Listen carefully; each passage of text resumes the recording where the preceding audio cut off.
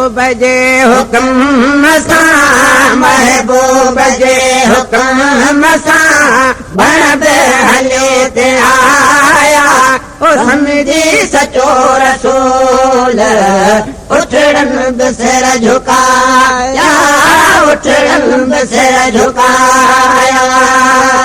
महबूब जे हुक्म सां महबूब जे हुक्म सां बण बि हली ते आया समझी सचो रसूल उठड़न बि सिर झुकाया उठड़न बि सिर झुकाया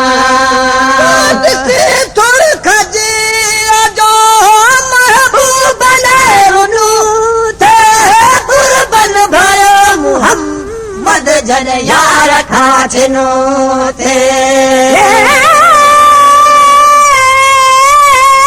दिसता थोड़े खजी अजो की महबूब ने थे कुर्बन भयो मोहम्मद जन यार खाचनो थे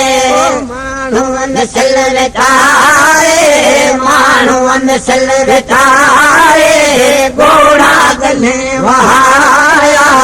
समझी सचो रसूल उठड़न बि सिर झुकाया उठड़न बि सिर झुकाया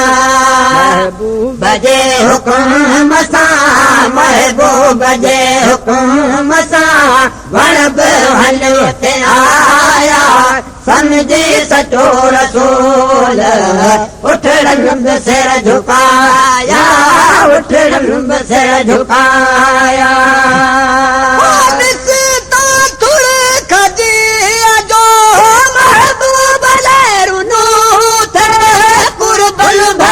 मोहम्मद जन यार खाचनो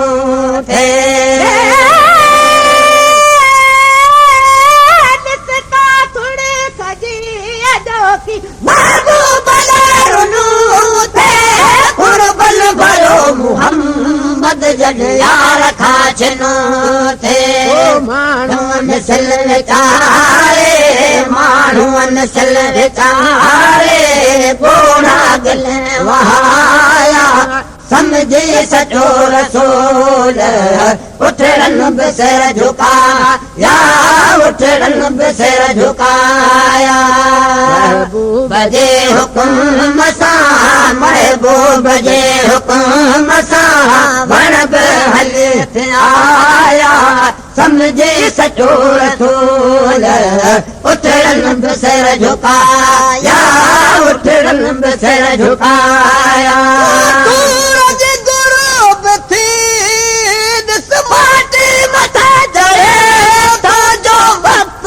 कदा थी तो हजरत अली पढ़े तो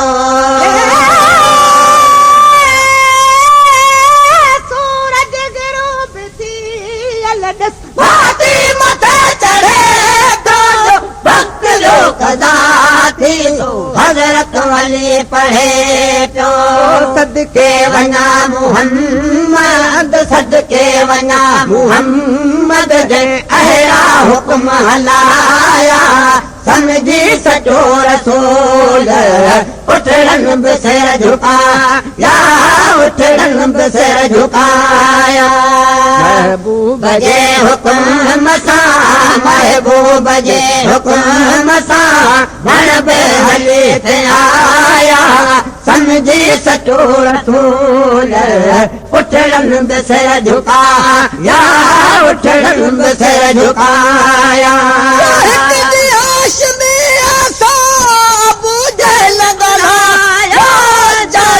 मदनी में सारो बरो गलाए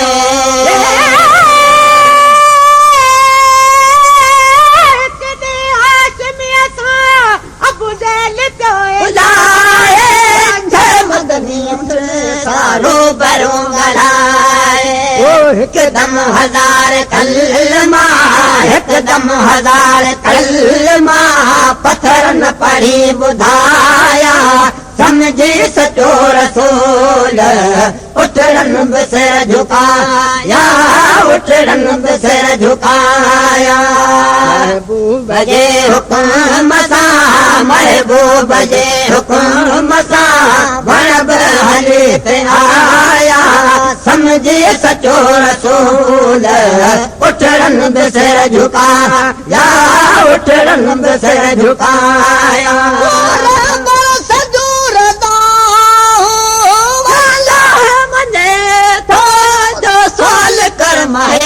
सरसो मक़बूल थी वञे थो